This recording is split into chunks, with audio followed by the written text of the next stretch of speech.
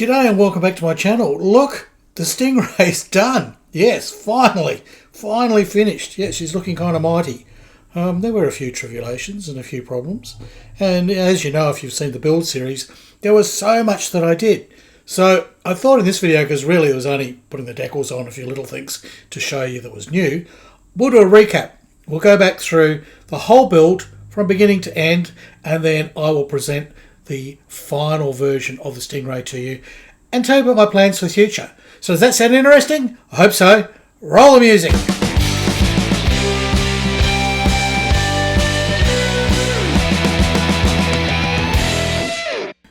Well, I got the kit back in July of 2019, and it was a rare find because it had been sitting on the shelf in the shop, and I was so excited, and I pulled it all out. I did a full review on that. There's a review video. There'll be a link at the end of this.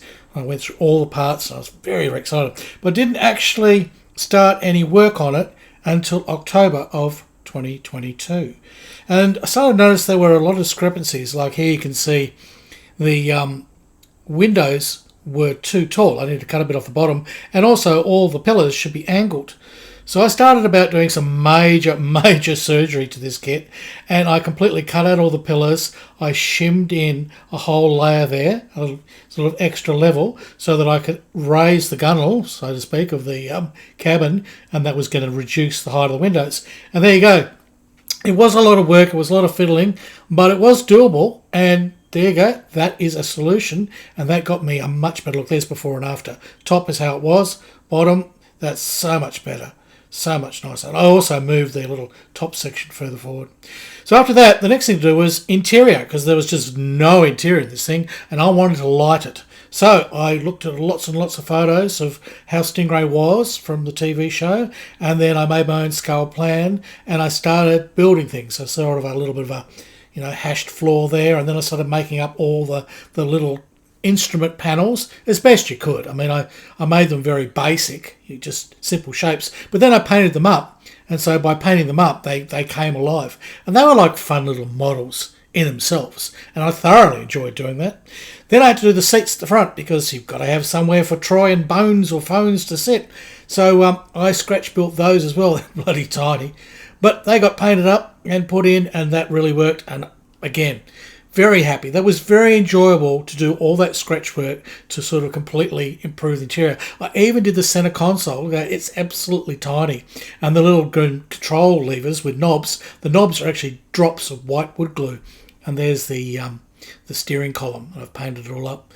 So that was so much fun to do. Fiddly, yes, very fiddly. But look at the result. The result is just terrific. And I'm so glad I've lit the whole thing up so we can still see all that inside. So it'd be sort of devastating to do all that work. Now, I needed to fix the clear part, because the clear part that was in there was a big, thick, horrible, chunky thing. It was useless. So I started to sort of use some Perspex and some acetate to try and do it. A lot of it broke.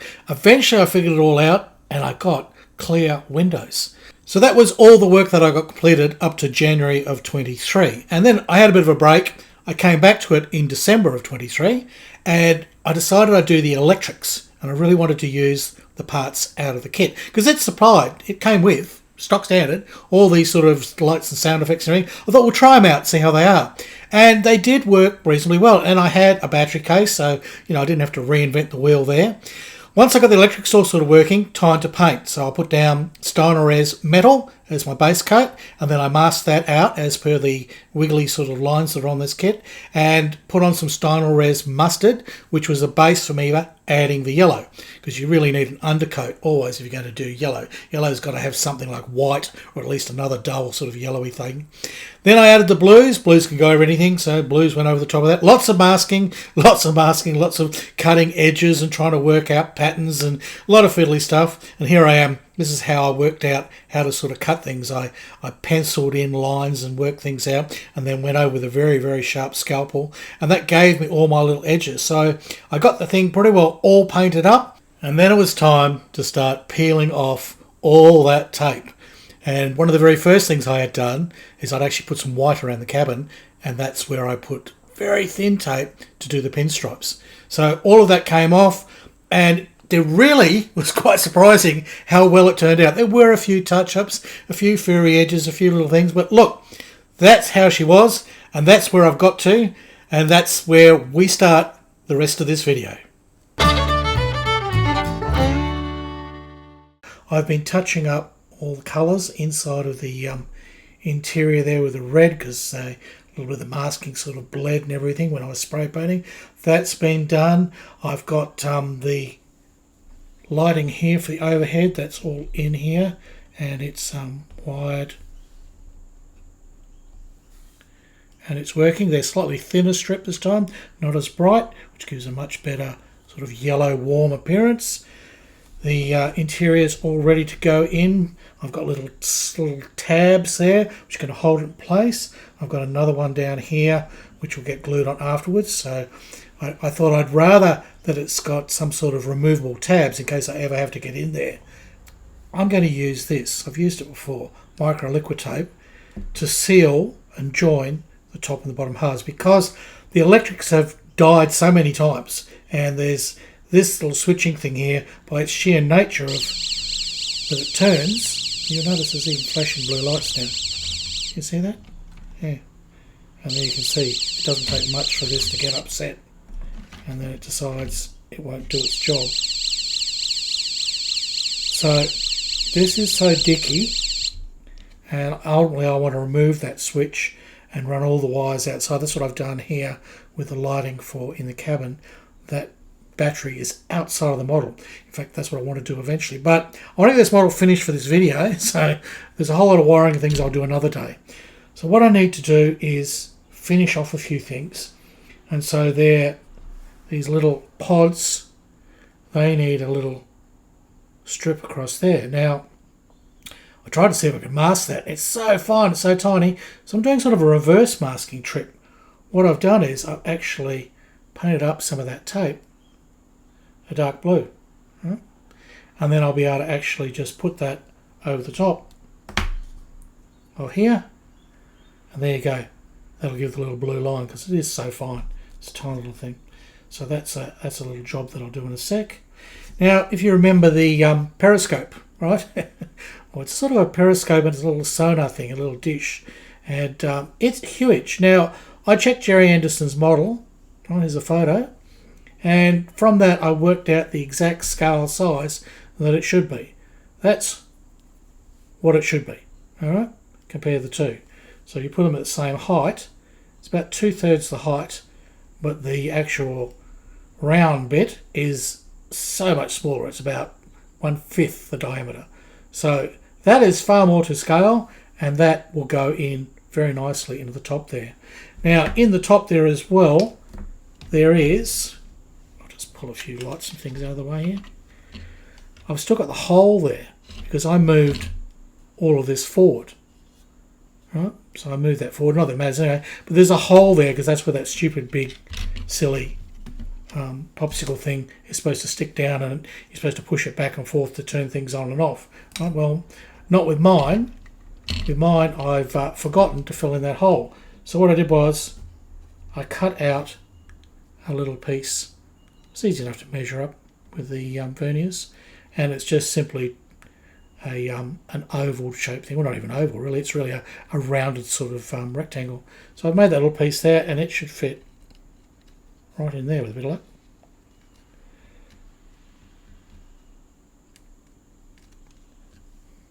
So that fits in there, and that will solve the problem on this side, because now all that blue area, let's go that way a bit, that's it. Now that that hole's gone, it's all blue, and when I take my little periscope thing off its popsicle, it will go in there. I've got some liquid tape which holds in place. There you go, that looks more in scale, doesn't it? So imagine that stupid great big thing on the model would look ridiculous. That is correct to scale. That's what it should look like. So we are ready to go, and these are the little blue lights here. I don't know if they'll flash again for you. See? We've got blue flashies, blue flashing there. When this goes in, you can actually see the holes flash for the torpedoes. So that flashes. The impeller is flashing as well back here. So it all flashes, and they're all in different times too. It's not like everything's on and everything's off. They're all in different times, so it's going to look really nice. I've even done a little test mock-up, and it kind of works. So what I've got to do now is I have the clear parts that I made for the windows. They've got to go in. It's one of the last things. So those clear parts, they've got to go inside here. Once that's done, then I can put in my strip here. It's got a pull-off bit of paper, and then it's got 3M sticky stuff, which is, like shit to a baby's blanket. Yep, or is it baby shit to a blanket? One of those things. It'll stick. So that goes in there. All right, well, I've got quite a bit to do. Let me get on with that, and then I can seal this thing up. Bingo bongo, it's done.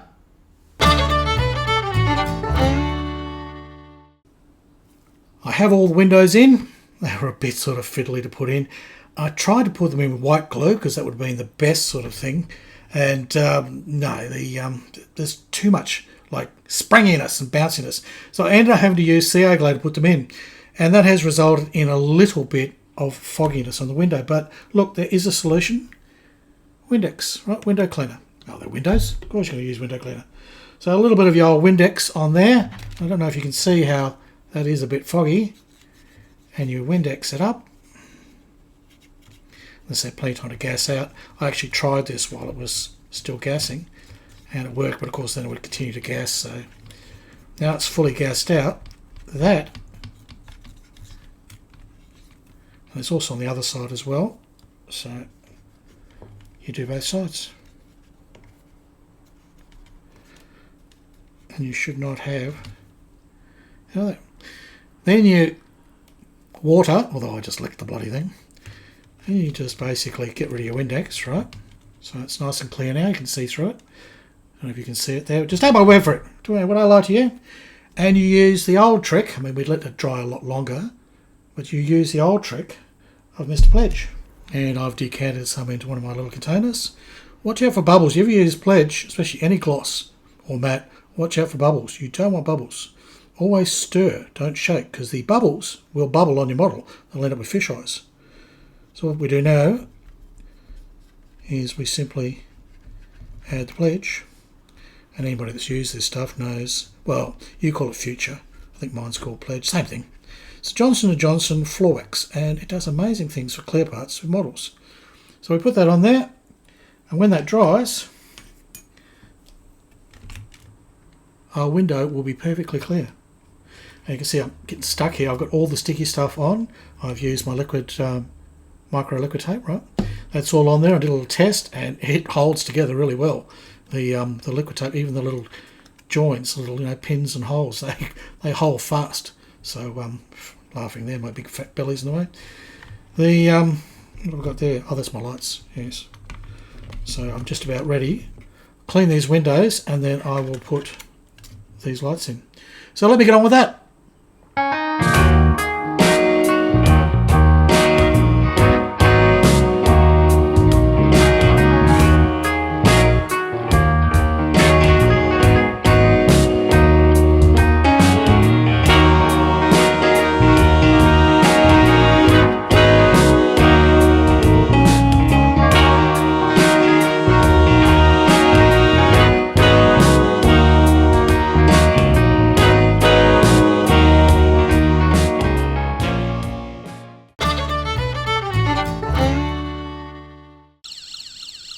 Well, there she is, all making all the noise that she can, and there's a bloody racket coming out of there. The torpedo tube thing fires red, the little mini subs, whatever they are, they flash blue, and the impeller at the back, it flashes light blue, and that whole interior is lit up for everyone to see. Let me turn that bloody noise off, it's annoying. There we go, get rid of that. Oh, goodness me. So, yes, and you can see in. So yes, all that work that I put into doing the interior, it's all there. You can see it. You can see all of it. It's a bit sort of reflecty in these lights, and the gloss coat's only just cured on it. But look, the Stingray is done. So I've accomplished everything I set out to do. Well, pretty much. you know. I haven't done the diorama. I will do that one day. My plans for the future for this, I'm going to put on the shelf for now, because I don't like these horrible pontoons, but they keep it up so that the battery doesn't foul, because I've got an external battery powering the lights for the cabin, because I need more voltage, and there's only low voltage, like 3 volts inside there, which comes with the kit, which does all the flashy things. So I want to change all that in the future, is take all the batteries to the outside and have all the switching on the outside, have it on a diorama base, so that Stingray is chasing that terrorfish. Just like the opening titles, here's a pic, of Stingray. I want to have that. Have the music playing in the background as well, or maybe the Marina song, Marina, Aquamarina, you know. Either know you don't know, so if you know, you know. So, yeah, now, would I've done anything differently?